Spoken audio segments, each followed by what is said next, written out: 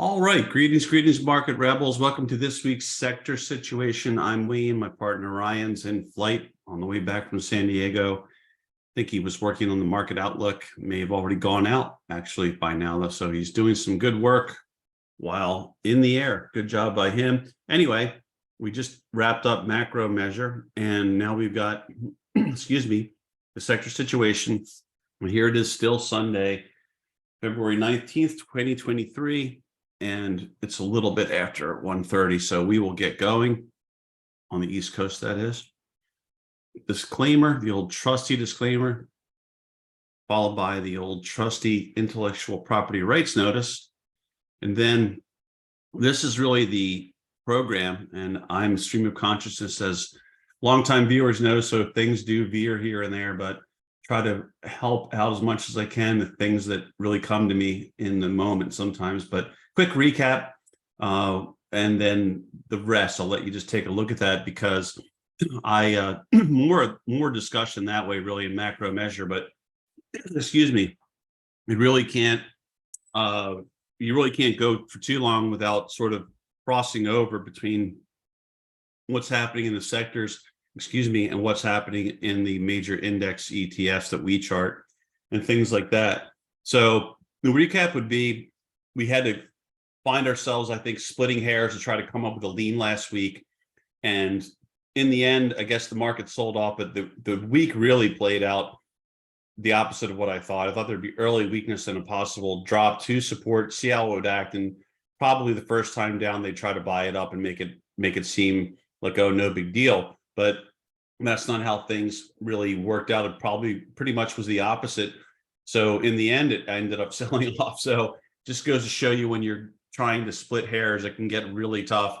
And what I would say to that is, look, we had such a hard time. I'm having a hard time again, really getting a big macro lean due to the price action and other factors. So I'm really still more in the just got to be opportunistic and nimble and disciplined camp right now. Also, I would say that the bulls are losing their grip a little bit more. So this week, right, because the action ultimately wasn't positive, it's a little more concerning. Sector situation will show a few sectors, I think, that speak to that. I don't think there's an emerging panic that's going to set in unless something happens news-wise, but just saying, it's, you got to call it like you see it, try to be objective, right? So the vulnerability's creeping in. I think it's too early to get super confident, though, as a bear. And I still think the bulls have a little bit more of a grip on the market, if we're fair about it, than the bears do right now. So that's where I ended up. And now you know what we're going to try to cover. Hopefully we will cover that. And let me switch over to come on, got to make the switch to a different screen, because the way that Outlook, I should say, the way that Zoom works, it doesn't like the way I use PowerPoint or something along those lines. So let's say share screen. Let's get my main screen up here. Or oops, that's not the main screen. This is the main screen. Share, and we should be there. So this is a sector I ended up reviewing towards the end, so I could kind of get some remarks prepared in my head. But what I'd like to bring up is SPY real quick. And this is our main proxy for the market. And I'll try to make this a little bit bigger so everybody can see it. But you can see, right, that this support line that I'll make blue right now should turn to blue. That it's now orange. We cracked down below there, and now it becomes, you're below the 20 and your 10 and 15 are rolling over. And so I thought, after this Bollinger Band excursion, after a lot of the stuff we check out in macro measure, like this, got extreme, some of the percent stocks above the 20, 50, and 200. And then we noted this, right, this little towards second half, and really should have stated as the latter part of February, tends to be rough, even in the most bullish year in the presidential cycle. So especially, right, I would think especially so that you should have somewhat more of a pullback, or likely pullback, because you ran so far already. But we don't know. Of course, I don't just base what I think on analogs and staying in line with analogs from prior times or seasonality. every situation has unique factors associated with it. But some of these seasonal analogs have probably been, I would say, pretty useful. I think 2022 was very useful for a large part of the year, and so far that third presidential year has been fairly useful because you could see that we really took off strongly as you would expect. If you're following along with that analog, you were at where were we to start the year, close the year? So yeah, I mean, you close the year here at 382, and lo and behold, they had you up to nearly 420, right? Almost. So that's quite a bit of run, right? That's 2 times really what they showed in that 5% run in that graphic. So that's why I'm saying, like, a pullback makes sense to me here, but the tough part is how do you trade this, right? Because kind of a bullish candle, and I don't want to write these off. I've kind of been writing off these a little bit more than I probably should have been when they pulled this maneuver off where they saved things on a Friday. And to me, it looks a lot like expiration day shenanigans and things like that. But then there's follow through. So I guess I have to give it a little bit more credence overall, that even though it is kind of it looks like shenanigans, maybe it really is shenanigans. Like, there's a little bit of follow through. But gap down below the 20 SMA, do they close this before falling? Do they come all the way back up to support, formerly support, which is now resistance, which would be really dovetailing with this resistance line? Does it come back up to there before falling, or do we just start falling and go, and then later on, much like in here, right, they repair things and take them back up potentially after they've maybe tested and held? But you don't want to get too far ahead of yourself in terms of holding this support down here, because of course there's no rule that says they have to. So it all depends on, right, what factors maybe emerge and things like that. And as we saw, right, we didn't know, I think it was Harker, but whatever Fed talking head made those comments, that really impacted the market and sent it reeling towards the second half of the week, right? So it's all part of it, right? That's why it's so hard to get super confident when you're in this kind of choppy, noisy. This is a very active consolidation. Let's be honest, right? This is not some boring little thing. It's been up and down, and there's been some really wide range days, things like that. So it just hasn't been easy. There's been opportunity, fortunately, but it hasn't been easy. But I think what happened now, we can finally move on after setting the table there a little bit. I think what happened with our 12 stocks in the grid view, is that if we look at it, I think, again, we have to say that they've started to rotate a little bit more, I think, towards the safety trade, the risk off the defensive sectors a little bit more. You can see, we'll jump around, but utilities, right? I put some lines on these charts to give us a little bit more of a reference point for what's happening. Utilities popped significantly, right there. Coming back over to Staples popped pretty dramatically there, right? In a market that was not having a great day right there on Friday. XLV, we've been looking at that, and it just continued to struggle. They reversed that very strongly. And that's another, I would say, defensive name or defensive space right there.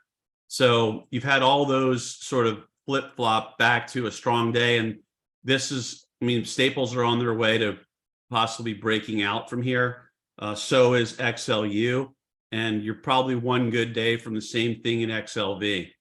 So there you have it. We talked about all of the TNX, the DXY, and the VIX and macro measure all starting to percolate a little bit. So you've got to, I think, note that things got a little bit more defensive. And then if we take it further, as I say almost every week, oil is its own thing, energy is its own thing, but energy has been very hard to trade. I've been saying that for a while. This cracked below a very aggressively drawn support line. Technology, as you can see, and I'll make it a little bit bigger, that cracked below a very aggressively drawn support line. Communications cracked below a very aggressively drawn trend line right there. So look at all these support lines that got cracked. XLF, real estate, which to me, like this in XHB, I'm not even, this is the magic of Wall Street, how they're able to, I don't know, maybe I'm missing something, but I don't know how people can be excited about chasing after these things with what's happening with rates in the real world. And also after the inflation we've seen, but then jumping over to discretionary, that's that relationship between these two, a big deal. This was on the ropes of cracking this support line down here, and they rescued that on Friday. So I got to give them that much credit. But if we draw an aggressively drawn support line right there, it's cracked below there. It's below there currently. Transport's cracked their line. This one's been tough, but I think we were saying that things were kind of getting a little bit rougher in there, and they continued to get rougher overall. But like I said, the week kind of took the reverse path of what I would have guessed. I would have this is why it's so hard to, you can often be right, but you've got to fight your way to success with, and be aggressive when the market's doing what it's doing early on, and then get ready for when you start to see those comments, then reverse your positions or get out or whatever. Not easy. I would have thought weakness early, but again, I probably discounted last Friday's bullish close more than I should have. I kind of thought it was a scam of a rescue, but it was a rescue nonetheless. XLI to me was really on the brink. And this was very interesting because I watched this on Friday and I thought, if XLI gives way and XLB are giving way, that's pretty big stuff. But they did hold this and reverse it. So, but you could see that something's kind of got to give there. I think that triangle is, this is one of the deeper triangle, let's say trace outs that you're going to see. It's really worked its way there, in this sector ETF. So there you have it, right? So that's got to give way one way or the other. We'll see. To me, I'm thinking it breaks down because of all the defensive stuff we're seeing. So once again, I think the market shifted a little bit more defensively. I think the grip of the bulls on the market is slipping. I would say that if we had it at say 70-30 before, and then we worked our way down the last couple of weeks to 60-40-ish, to me, it's like 55-45 and heading south quickly for bulls. So if we go back again, just a quick view of the SPY, I would still give them the benefit of the doubt as long as they can sort of hold above all these SMAs, save it and go. But you can see where the 50 in gold, the purple or the violet is 200, the 150 is orange, the 100 is the dash white, and then this support line is the one that was the former bear market resistance line. So somewhere, right, if it does crack 400, which again is a big deal, I think 400-ish should also be support. Unfortunately, it's kind of like the joke that a lot of people make about technical analysts taking things too far, because when I have to admit that, I'm doing the same thing right now, because I've seen 408, 409 support. I think that's mattered a lot. 407, I think, mattered. They've tried to struggle to keep it above there. We said that. It seems like it mattered again. Then I think it's 403 to 400. So it's sort of like, well, what isn't support, right? I know it sounds ridiculous, but you just got to call it like you see it. It does sometimes end up where it's ridiculous. You say, well, there's support everywhere practically, but there kind of really is. I really do think there is. And I think down here near that 397 right now, by the time we get there, right, the 50 will probably tick up a little bit further, while this line, of course, is sloping downwards, trending downwards. So you're going to get a band maybe between 398 and 396 or 95 by the time we get done with it. The 200 maybe could creep up a little too. So the mid 390s is probably your biggest level right now. And you can argue with other people over what's the absolute pinpoint level. I don't know if that's an exercise that I would spend a lot of time on, because here's why. You could do that, and the problem with that is the deeper you go into that, the more your ego is going to be invested in that, and keeping your ego out of matters in trading, I think, is the best policy overall. The other thing is that these guys are the masters of slightly exceeding levels that seem to be very, really important, that a lot of people identify, and then reversing things, right? All that's what they do. That's what they're excellent at doing. So, and by these guys, I mean the gang that ultimately has the biggest influence on market prices, whoever they are.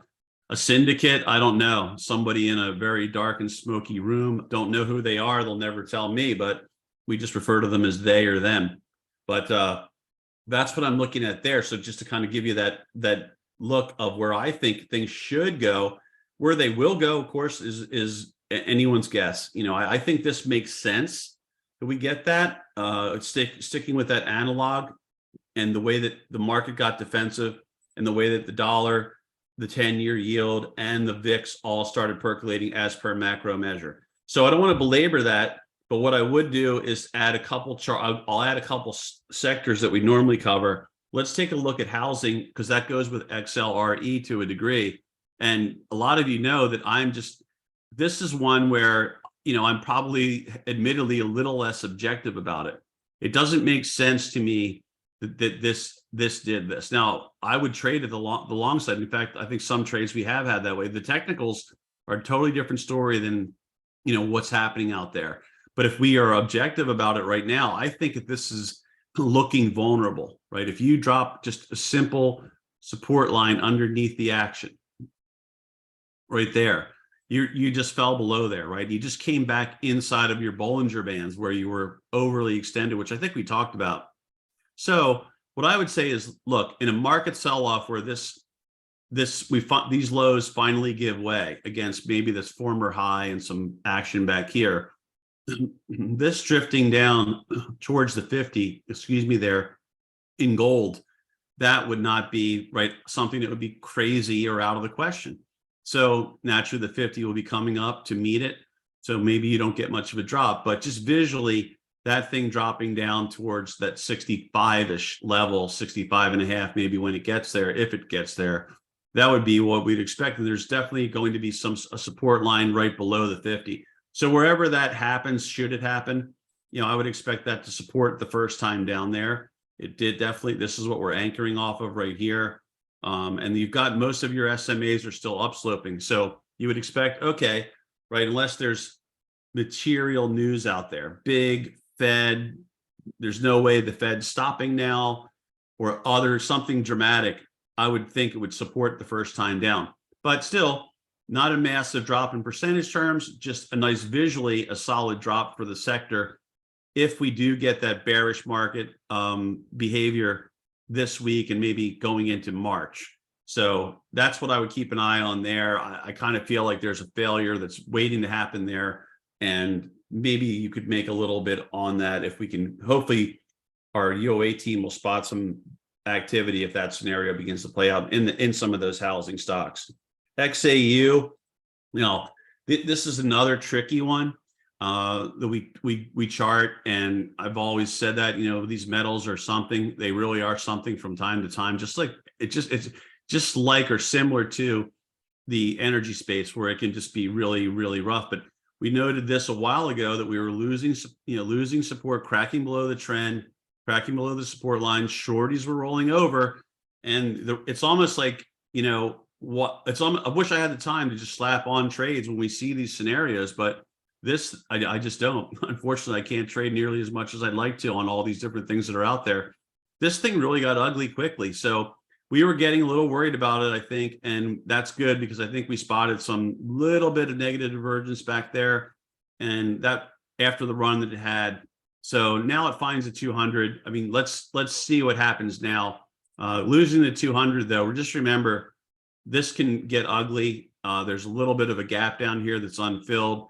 This can be a very, very frustrating sector to trade. Everybody sees the cup in here.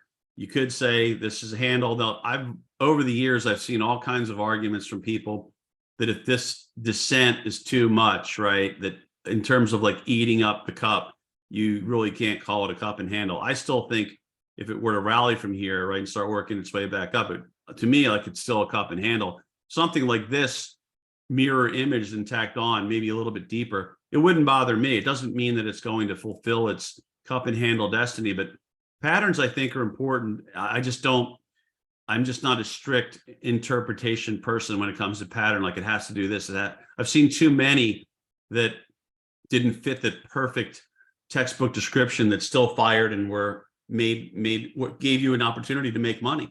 And that's what this is about, not really being a pattern perfectionist, the way I look at it. Anyway, pretty serious retracement, found support where we would think it would, has supported here before, 200 and 100 right near here in purple and in white respectively. So you lose at 200, then you're at more risk. But for now, let's see if it can cling to the 100 and see what can happen there. But yeah, I don't like that right now. I mean, it's hard to like that the way that this thing's recently behaved. So, and especially, I guess, if the dollar's going to start heading back up. Let's see. Let's take a look at we'll take a look at copper. See what it gives me for copper. We've been trying to look at this, and again, this continues to, I think, hold its own. Give it credit. Thinkorswim seems like they switched me over to percent again, but continues to hold its own. You can see the 50 there. Definitely came into the 50. Spent nearly a week and a half to 2 weeks just treading water, and now it's trying to reassert itself. So it's right at the 20 right now in that light blue, 50 down here in that golden yellow. So I would keep, if you're trading this, I don't know who is, but if anyone's trading it, I mean, overall, it's intermediate trend uptrend, right above, way above the 200, trying to put in another higher low above what was formerly, I think, a resistance area. So you would give it the benefit of the doubt on that basis, but I don't know, this is maybe just my macro take getting the better of me, but I kind of feel like this is something I find it hard to believe that it keeps going. But again, if it does keep going, if I trade it, I'm just going to keep trading it, right? Because the intermediate trend is definitely up. Clearly, though, if you have a lower high that gets put in here, then you roll back over shortly, and then you crack below that support level there, below 4 and the 50 is pretty much right there. That's when you're going to definitely see, I think, probably more selling kick in. So that would line up better and make me feel better about what I believe in the macro sense. But again, I'm not here for that. So I'm here for to try to stick and move with this market and help people stick and move with the market as best they can. I don't know. We have to come up with, if there's even an expression, maybe nimbility. We got to come up with something or coin something, right? It's all about a cool way to say remain nimble as much as possible or at all times. Look, lumber, I mean, this is another kind of baffling thing on housing. You could see where the March lumber is right now. So you're back towards the lows. I think we noted last week that this could be dropping below, if that dropped below the 50. It did, and look what happened. So is it oversold now? I mean, if we mouse over this right now, you're flashing like a 30 RSI. So yeah, that's oversold, and it's right near or right on support, depending on how you want to look at it. So okay, that's fine, but this is certainly not bad out of helling.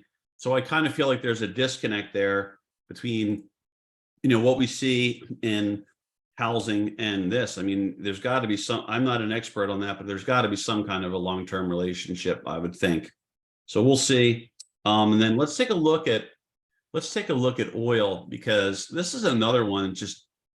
I'm glad I'm not trading a lot of oil, because I'll tell you, I think it's been hard to trade oil lately. Maybe if you're always dialed in and that's what you trade, it hasn't. I don't know, but just the general approach, like opportunistic approach. Hey, this looks interesting. I'm going to get involved in this because of the technicals. It's been all these little moves, but by the time the technicals have really started looking better, it's failed. You maybe could have gotten a couple little things out of it, but the runs have been truncated. So here you have it, right? You're near a level we think is important, I guess, near 75.30, and you bounced off of that. But again, it wouldn't take much for this to be back down towards the lows, but it's certainly not near, right? Certainly not near highs or anything like that. And that's interesting, because once again, we kept saying something's got to give, and somehow, oh, there it goes. Yeah, so we kept saying, hey, something's got to give in this relationship. And I guess XLE, and thank you, Thinkorswim, for switching me back to percentages. But it finally did here. We finally got the little bit of catch up there in XLE, and just be on guard. There's definitely, I think, some support right near that 82 and change. So if that would put you right near that 200 day in purple, and you've got the 150 right there. So somewhere down there, right between those, right at those, that's going to be a big deal, other than the fact that they've plunged it below the 200 a few times and then jacked it back up here. See that twice there. This was obviously had better holding power, holding strength than this one, right? Big excursion below the 200, clear people out, jam job. So we'll see, but this is maybe leaving the triangle we've got drawn up there. Maybe it's a fake out. We saw a fake out in the SPY trying to leave the triangle to the upside. This is why I always try to convey to folks that join Market Rebellion that are on the news side. I don't get a chance to talk much because I'm busy, and Ryan's handling a lot of duties on news, keeping up with news, and I really don't have the time to do that throughout the day. And so it's tough for me to really make a lot of comments because there could be news that might overrule what I'm saying. But like, here's an example. I try to share what I can, though. Every time you see something leave a consolidation one way or the other, just always put it in your mind that it could be a false breakout. It's not as if that's uncommon. So you need to build that into your position management mindset and not really kind of get up some money and then sort of the old rest on the laurels thing, right? Because things can shift quickly, and especially during the breakout, it can easily reverse. And that's just a great example right there, where this is what these guys do. Here's another great example in the SPYs. Barely exceed the prior high, pull the rug. Here's another one, right? You exceed the high on a closing basis, and they bring it back down. They've done that a couple of times. This one here, hey, we're breaking out of this triangle to the upside. Markets ignoring, a lot of, I think, concerning things. They were coming after stocks all week long, but by the end, right, they reversed down here. We don't know if this is a false breakdown now. But that's just part of your position management mindset. So that's what I see in terms of the highlighting some of those sectors on the individual chart. Going back to our grid, I would say the reality is that if you're a bull in this market, you need to start. I thought financials looked pretty good. They had a nice chart, if you ask me. They couldn't break out, and a couple other things had really nice charts and couldn't break out. Maybe they will this week. I don't think so. We'll see. But that tells me that when good setups are there and they can't do much with it, that tells me that the market's shifting as well. So when a lot of good bullish setups fail to fire, that emerged not at the end of the prior week, but during the week, that's something that's concerning. I thought this looked pretty good, and it fell below. Financials fell below. You can see they've all fallen below. So you would need them to start doing more everything needs to do more constructive work to start leaving the danger zone, so to speak, because a lot of these things have lost support, and a lot of the defensive sectors have started to perk up a little bit, and that's, to me, that's telling me that the market made somewhat of a shift again. Now, we thought that last week, and then they went bonkers in the early part of the week buying. Still don't know what triggered that, but they did. So that was a dead on just call, or whatever you want to call it, bad take, whatever. Ultimately, there's certain amount of randomness in these markets, and that's just part of it. So sometimes you're just going to be dead wrong. So like I said last week, the way that things unfolded was the opposite of what I thought. But here's what I can tell you from watching UOA all day, every day, everything our team puts in, the John and Pete trade off of that we use for the UOA services. I didn't see a lot of commitment from UOA traders. I saw a lot of across the board dabbling and speculation. There weren't these major themes that really evolved or emerged. So there wasn't a lot of consistency, and there really wasn't very much major index ETF, in other words, SPY, QQQ, IWM, and so on. There wasn't a lot of activity that way.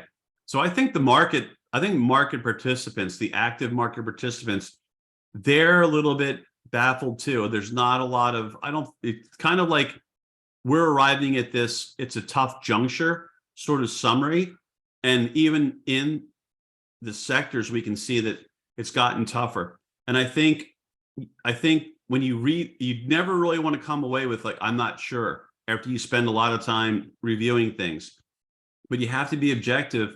And right now, I think it's remains a tough call to say what's really going on. What's the big thing? What's the big thing next? If you ask me, I think there should be more give back. It doesn't mean it's catastrophic for bulls. I just mean I think there should be more of a breakdown here personally, but I wouldn't force that on until I see these lows being taken out, right? Or if it comes up here and develops another attempt to break through and it can't, and then falls back below something important, right? Then I would say, okay, I'm willing to start trading the bear side if I see a momentum shift. But right now, just calling it here on a long weekend, it's tough to say where things begin the week and where they end up right now. I would say that the control of this market is still in the hands of bulls, but it's slipping, and they probably either need to have a nice little correction and come back in with fresh exuberance, or if they keep pressing or save it here, right, and just keep pressing it. And that would sort of be the stunning thing. And maybe that pain trade, as they say, I've seen a lot of commentary that says it's still to the upside. So maybe there is some latent buying or short covering that still hasn't occurred. I unfortunately don't have that data to be able to say that, but I'm just saying that's what some people seem to be intimating at the very least. And so that's another possibility. But right now, I'm more in that, I'm 55. I'm willing to give the bulls the benefit of the doubt. They're above this former resistance line. They're above the 200-day. They're above the 50. They're trying to reclaim the 20 late on Friday. I'll give them the benefit of the doubt a little bit, but I'm really thinking that you're due for this. The seasonality, cyclicality, whatever you want to call it, it's calling for a little bit more of a pullback. If you're going to get one, probably makes sense to have it this week for at least most of it, or at least start it. So I would think, right, given the defensive shift we've seen, I think you got to be careful out there for another week, and just know that things are not as runnerish as they were in other phases here or this phase. And you're in more of a consolidation. And look what happened, right? This is not easy trading right in here. We could be stuck in that as well, right? That's why I've got this little extra space here to give this more time. But this was, yeah, there's opportunities in there, sure. But can you ride them for days on end? No. So you've got to trade it, I think, with a singles mentality still, and just wait for either news to emerge, like the Fed commentary that really sent the market reeling, or something else. But as of right now, I'm giving the bulls the benefit of the doubt, thinking it makes most sense to still slide a little bit, take a little bit more overboughtness out in some ways, even though we're really not that overbought, but kind of get a little bit more corrective activity in. And then if the bulls can hold, they can then try in earnest maybe for another run and see where that takes us, see how that unfolds. So don't want to belabor it, but it's another week of a tough call, and let's just call it what it is. Be objective, trade what's in front of us, not get too excited until we see new lows being made versus last week, or they take out that Wednesday high and they're on the verge of breaking out. Then you can get ready for that. But again, never forget that false breakouts are part of the game. They're not uncommon. So just keep that in mind. So on that note, another tough week for us trying to get definitive. Want to wish everyone a great holiday and a great week ahead. And I want to thank everyone for tuning in. And I hope that something I covered this week helps you out this week or sometime in the future. Thank you.